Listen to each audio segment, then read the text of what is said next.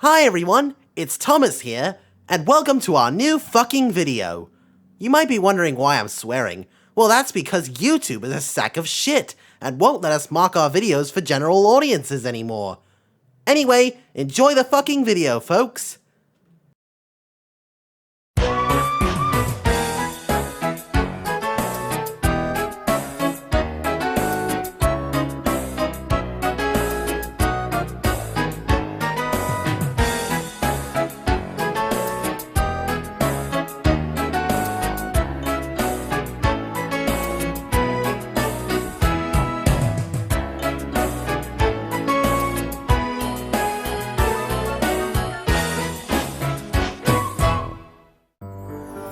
The island of Sodor is surrounded by beautiful blue sea. It has fields of green and sandy yellow beaches. There are rivers, streams, and lots of trees where the birds sing. There are windmills and a coal mine and docks where visitors to the island arrive. The island also has lots and lots of railway lines. Who's that puffing down the track?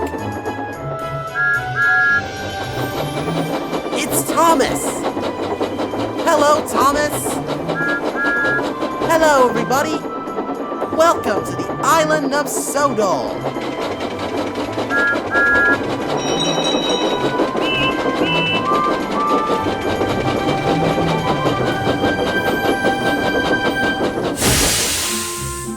Murdoch's whistle.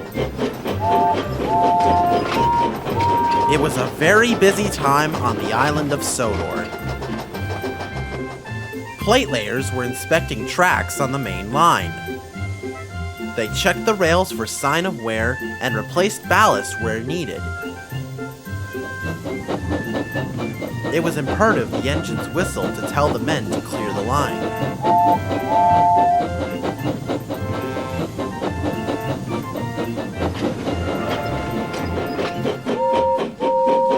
One morning, Gordon arrived at Wellsworth Station, looking rather annoyed. "What's the matter?" asked Boko. "There is something to be said," Gordon replied, "for quiet engines like you, Boko. I understand we must whistle for the plate layers, but some of it is most excessive. It isn't wrong, of course, but—" Gordon's speech was interrupted by a booming whistle in the distance. It grew longer and louder, and soon, Murdoch shrieked through the station with a heavy goods train. "I rest my case," Gordon grumped. Later, Boko found Murdoch resting in the yard.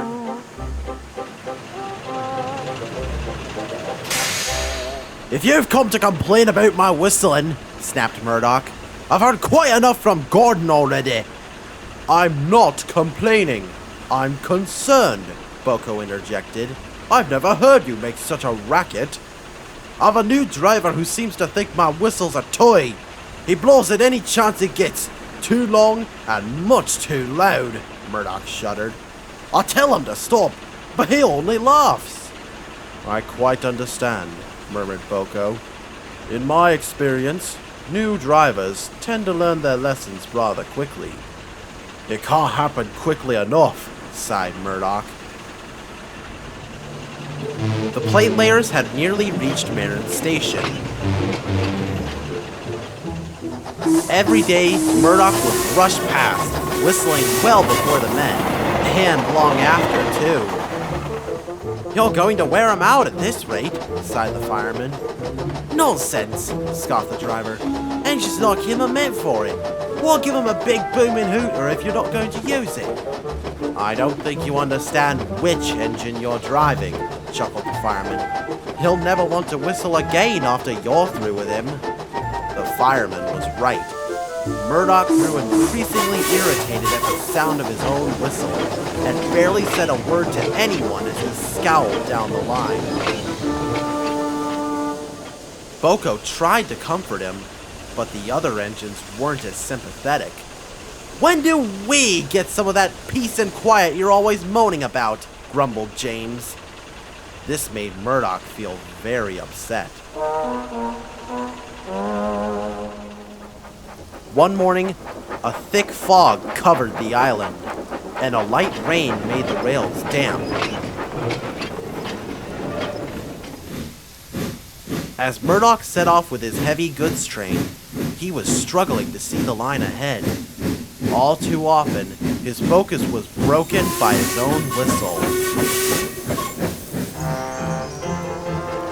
Murdoch steamed through the foggy countryside, but the further along he went, the more irritated he became of his whistle. "Will you stop that?" he barked at his driver. "This journey will be hard enough without you making that racket." "Have to let people know we're coming," smirked the driver, "especially in this mist, don't we?" They soon approached Wellsworth Station. Murdoch knew what came next: Gordon's Hill and a hard climb. Boko was nearby and tried to hoot a friendly "hello," but of course it was swallowed by the sound of Murdoch's own whistle. Murdoch charged at the hill, puffing and snorting until he reached the top. Murdoch braced himself for what would come next, but there was no whistle.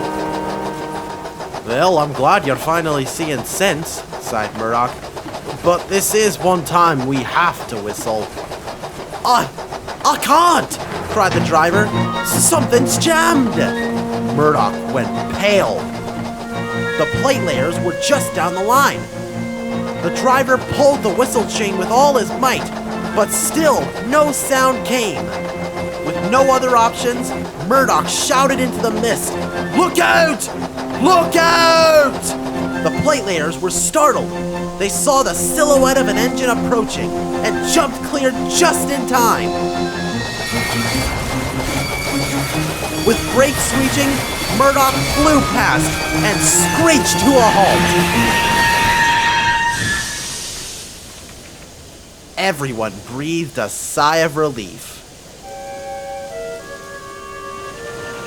Soon, Boko arrived to help. He took Murdoch to the repair yard, then carried on with the goods.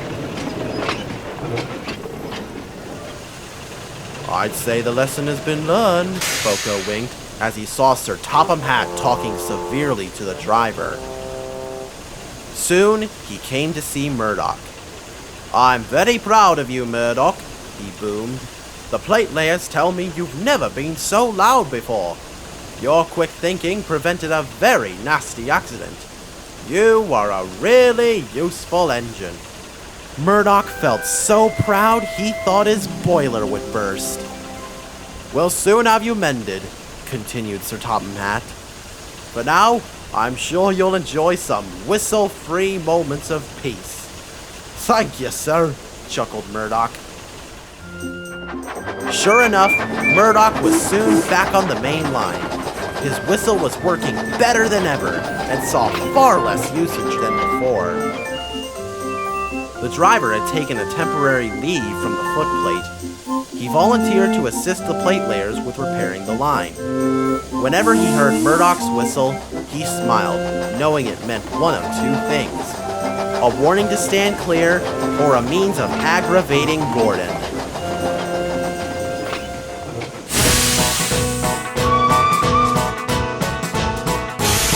They're two, they're four, they're six, they're eight, shunting trucks and hauling freight.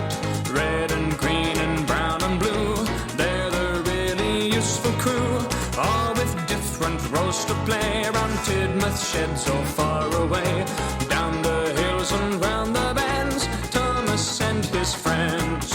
Thomas, he's the cheeky one. James is vain but lots of fun. Percy pulls the mail on time. Gordon thunders down the line. Emily really knows her stuff. Henry, a toots and a halves and a pumps. Edward wants to help and share. Toby, he is wise and square. They're two, they're four, they're six, they're eight, shunting trucks and hauling freight.